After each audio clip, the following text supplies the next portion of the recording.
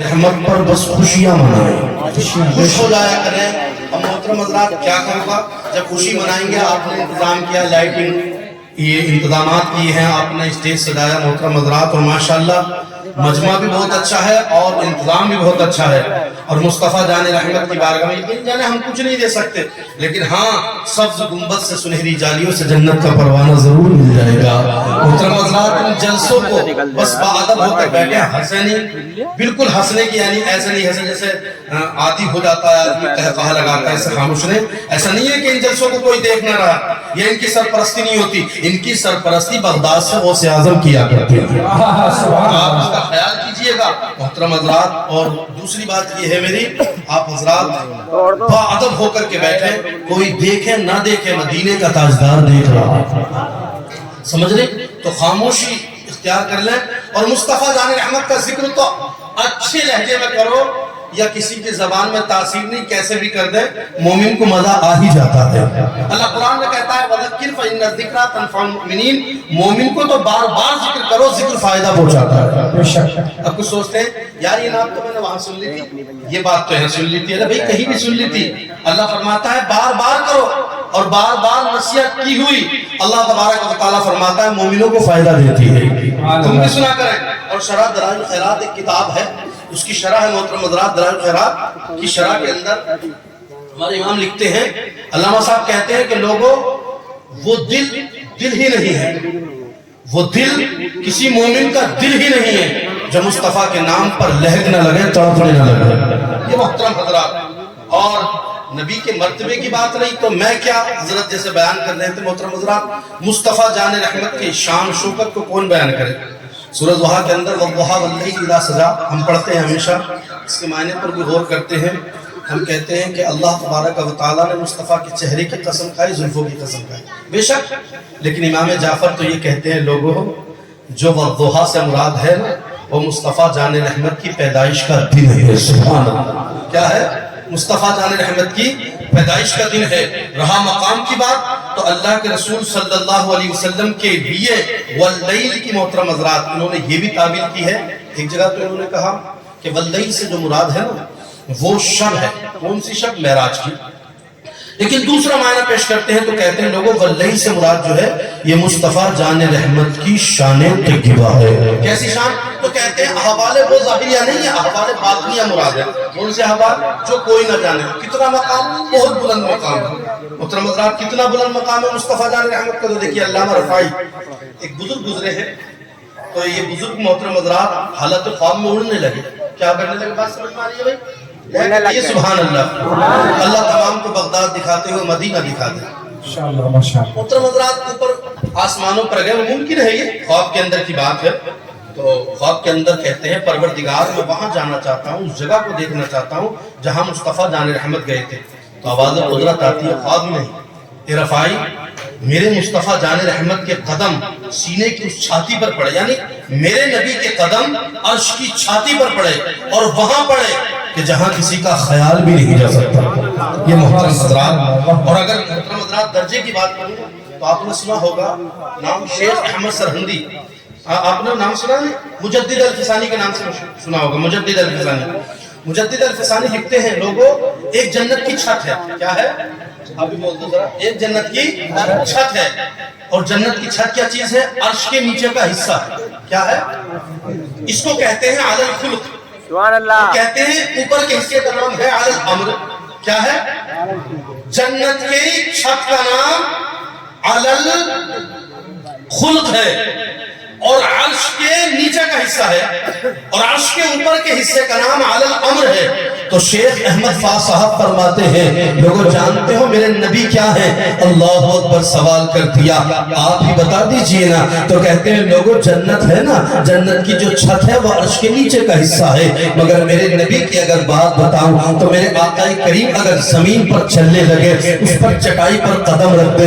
محترم حضرات علماء اکرام نے یہ تعویلیں کی ہے، بعض نے کہا اتنی دیر تک وہ زمین یا محترم حضرات وہ چٹائی جنت کی چھت سے اعلیٰ ہے، تو بعض نے کہا نہیں بھائی، مصطفیٰ کا ایک بار قدم لگ گیا نا تو ہمیشہ کے لیے اعلیٰ ہو گئی۔ مگر میں آپ کو بچاتے ہوئے اختلاف سے اگر بات بتا دوں نا تو اتنی بات ہے کہ آقا کریم زمین کے کسی حصے پر کھڑے ہو جائے، لوگ کہہ رہے ہیں صاحب دنیا بڑی ہے، زمانہ اتنی آگے نکل چکا ہے، مصطفیٰ کے قدموں میں پڑے ہو، میں کہتا ہوں لوگوں کتنی آگے چلی گئی ہے، زمانے کو کہتے ہو زمانہ بڑا ہے، زمانہ دور ہے، زمانہ بہت بڑا ہے، زمانے کی باتیں کرتے ہو، دنیا کی باتیں کرتے ہو، صحیح کہتے ہو زمانہ تو بڑا ہے، مگر محترم حضرات زمانے میں ہے کیا؟ اس دنیا میں لائٹنگ ہے، اس دنیا میں ہوائیں ہیں، اس دنیا میں فضائیں ہیں، مگر بے شمار نعمتیں جو دی ہے اللہ نے اپنے محبوب کے قدموں سے دی ہے۔ اللہ قرآن شریف میں 30ویں پارے کے اندر ارشاد فرما رہا ہے، اللہ اکبر کلا سیعلمون ثم کلا سیعلمون الم نجعل الارض مہادا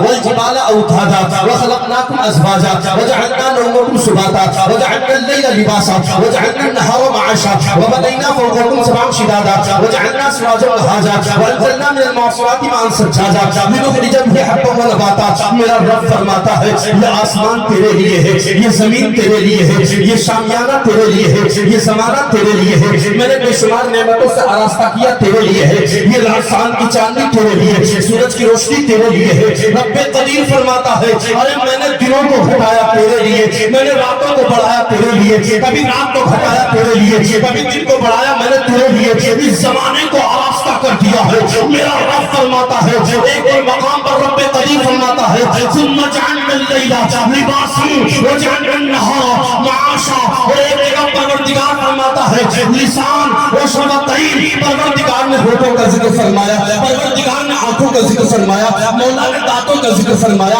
اور پروردگار فرماتا ہے میں نے تجھے آنکھیں عطا فرمائی، میں نے تجھے زبان عطا فرمائی ہے، میں نے تجھے بے شمار نعمتیں عطا فرمائی۔ ہمارا تو معاملہ بھول گئے، اللہ نے کان کیوں دیے ہیں، آنکھیں کیوں دی ہے، زبان کیوں دی ہے، سینہ کیوں دیا ہے، ہم تو بھول گئے ہیں رب العالمین نے کیوں عطا فرمایا ہے۔ ارے ہمارا نظریہ ہونا چاہیے پروردگار آنکھ دی ہے مصطفیٰ کا صدقہ، باتیں دی ہے مصطفیٰ کا صدقہ، زبان دی ہے مصطفیٰ کا صدقہ، پیر دیے ہے مصطفیٰ کا صدقہ ہے۔ پروردگار عالم زبان کو تاثیر کا نور بھی دے دیا ہے، اتنا ہی نہیں مولا نے شمار نعمتیں دی مصطفیٰ کی وجہ سے، اور آسمان دنیا کا تو میں کہتا ہوں کون کہتا ہے یہ دنیا بڑی ہے، اور دنیا میرے نبی کے قدموں میں پڑی ہے۔ نعرہ تکبیر، نعرہ رسالت، علماء اہل سنت، مسلک اعلیٰ حضرت، اس کے بعد بڑھا دو۔ رہا سوال دنیا کا کہ کون کہتا ہے دنیا بڑی ہے، یہ دنیا تو میرے نبی کے قدموں میں پڑی ہے۔ محترم حضرات بے شک اللہ نے نعمتیں دی، مگر ان نعمتوں کے آخر میں کہا ثم لتسألن یومئذ عن النعیم، ایک ایک نعمت کے بارے میں پوچھوں گا، بھول جائے گا۔ میں تجھ سے یہ بھی پوچھوں گا آنکھ دی تھی بتا کیسے استعمال ہے، زبان دی تھی کیسے، زبان لوگوں نے سمجھ لیا ان عورتوں کے، جب عورتوں سے مطالبہ یا عورتیں مطالبہ کرتی ہیں ان سے تو سوچ لیا یہ تو کھانا بنانے کی مشین ہے یا یہ آٹا گوندنے کی مشین ہے عورتوں کو، بعد عورتوں نے سمجھ لیا ہے کہ یہ تو میرا نوکر ہے۔ محترم حضرات یاد رکھیں آج سی معاملات بہتر کریں، رب قرآن میں کہتا ہے ثم لتسألن یومئذ عن النعیم، ایک ایک نعمت کے بارے میں پوچھوں گا، مگر بھول گیا۔ اس زمانے کے منافقین، منافق دو قسم پر مشتمل ہوتا ہے، ایک منافق عملی ہوتا ہے، ایک منافق اعتقادی ہوتا ہے۔ اللہ نے فرمایا، محترم حضرات مفسرین اکرام فرماتے ہیں یہاں مراد منافق اعتقادی سے۔ جب انہوں نے کہا مصطفیٰ کی شان کے بارے میں زمانہ کہتا ہے، صحابہ کہتے ہیں، آقا خود بیان کرتے ہیں، اور نعمت کی بات آئی، نعمت کی آیت آئی تو تمام زمانے والے نعمت کے بارے میں کہ اللہ پوچھے گا اللہ نے نعمت دی، بے شمار نعمتیں دی، بے شک دی ہے، مگر جانتے جیسے منافقوں نے کہا اور بے شک صحابہ نے کہا، اللہ نے کیا فرمایا کما ارسلنا فیکم رسولا، تم اس تدبیر میں ہو کہ میں نے کیا کیا دے دیا۔ کبھی سوچتے تھے کہ قبلہ بدل دیا، ارے بھئی قبلہ ایک بار نہیں بدلا بلکہ نکیرہ کا جملہ فعل استعمال کیا، اللہ نے کہا محبوب ایک بار قبلہ نہیں بدلا، جتنی مرتبہ تو اپنے گیسوؤں کو پھیر دے گا اتنی مرتبہ میں قبلے کو پھیر دے گا۔ اللہ فرماتا ہے کما اس میں تشبیہ کے لیے ارسلنا فیکم رسولا، تم یہ مطلب قبلہ کیوں بدلا، نعمتیں کیوں دی، سوچنا ہے تو یہ سوچو اس رب نے تمہیں اپنا محبوب دے دیا۔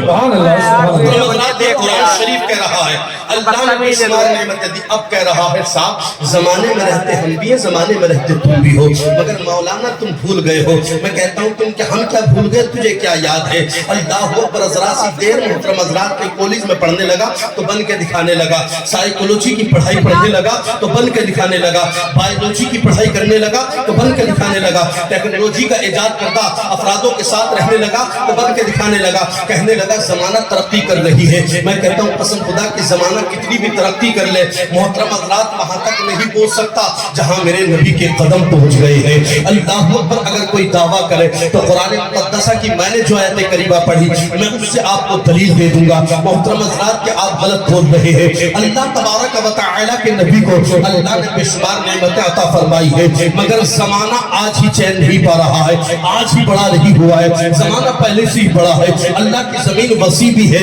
और समझदारों के लिए कुछ भी नहीं है। मोहतरम हज़रात ये तो एक समझ का खेल है, वरना आप देखिएगा आज के दौर में मोबाइल है, आज के दौर में टेलीफोन है, आज के दौर में टीवी है, आज के दौर में और भी नेमतें हैं, आज के दौर में इंसान को चलने के लिए गाड़ियां हैं, आज के दौर में और भी नेमतें हैं, आज के दौर में अच्छे अच्छे मकानात हैं। मगर सोचिए किसी बुजुर्ग से बैठे हैं, हमारे हाजी साहब बड़े शौकीन बैठे हैं, इनसे आकर के पूछो, इनके कदमों में आकर पीठो। मोहतरम हज़रात बैठ जाओ, अपने कारी शौकीन इमाम साहब के पास आओ, मोहतरम हज़रात नतीब हिंदुस्तान के पास आइए, कारी अय्यूब के पास आइए और हाथ जोड़ करके पूछिए। आज तो पूछने आता ही नहीं, सिर्फ लड़ने आता है, सिर्फ बातें करने आता है, सिर्फ बातें सुनाना आता है। अरे अगर तेरी कोई दुआ कबूल नहीं होगी उलमा के पास आ जाया कर, इनका दीदार कर लिया कर, करने वाली दुआ को अल्लाह कबूल फरमा लेगा। मोहतरम हज़रात पूछने भी आता है तो कैसे पूछता है, पूछने का अंदाज अच्छा नहीं, तरीका अच्छा नहीं है, सलीका अच्छा नहीं है। अब आकर के कहता क्या है, जमाने के पैगामात पर मोहतरम हज़रात मैं दावत सुखल ये देना चाह रहा हूँ। आज जमाने के बारे में तकबीर करते हो तो हाजी साहब बैठे हैं, इनसे पूछ लो आकर के, हाजी साहब जरा बताइए आज के दौर में टेलीफोन है, आज के दौर में और भी चीजें हैं, आज के दौर में घर है, आज के दौर में मोहतरम हज़रात अच्छी अच्छी गाड़ियों का इंतजाम है, अगर कहीं जाते हैं गाड़ियों पर बैठ कर चले जाते हैं, अगर बात करनी होती है फोन पर बात कर लेते हैं। हाजी साहब जरा बताइए तो सही आलम क्या है और हालात क्या है, आज का इंसान सुकून में है या पहले जमाने का लोग सुकून में थे? बताइए आज का इंसान परेशान नहीं है या पहले जमाने का परेशान नहीं था? हाजी साहब जरा ये बताइए, आज इतने इतने सहूलत के लिए चीजों का इंतजाम मुहैया है, हाजी साहब बताइए पहले जमाने के लोग सुकून में थे, आज के दौर में सुकून में है, तो ये कहेंगे कितने जमाने की बात कर रहे हो? मैं कहूँगा ज्यादा नहीं, 50-60 साल पहले पीछे चलिए, इनसे पूछिए पहले जमाने में क्या था, तो ये जवाब देंगे हाँ फोन नहीं था, हाँ अच्छे अच्छे घर मकानात नहीं थे, हाँ गाड़ियों का इंतजाम नहीं था, पहले जमाने में कुछ नहीं था, मगर दिलों में मुस्तफा की अकीदत भरी हुई थी, मुस्तफा की मोहब्बत थी, आपसी इख्तिलाफात दूर थे। अब इंसान आता है कहता है मैं भी चैन चाहता हूँ, मैं भी करार चाहता हूँ, मैं भी सुकून चाहता हूँ। मैं कहता हूँ सुकून तेरे कामों में नहीं है, सुकून तेरे घर पर नहीं है, सुकून गाड़ियों में नहीं है, सुकून कहीं जाने में नहीं है, अच्छी अच्छी जगह घूमने में नहीं है। सुकून को तो अल्लाह ने रूह जमीन की जन्नत मस्जिद में रख दिया है, सुकून को तो अल्लाह तबारक व तआला ने मदरसों के अंदर रख दिया है, सुकून को तो अल्लाह तबारक व तआला ने मज़ारिम मुक़द्दसा में रख दिया है। अगर चैन चाहता है तो अल्लाह की बारगाह में आना होगा, अगर करार चाहता है मुस्तफा के घर आना होगा, अगर करार चाहता है अल्लाह के वलियों के दरबार में आना होगा। तू कहता है करार नहीं मिलता, मैं कहता हूँ कहाँ से मिलेगा?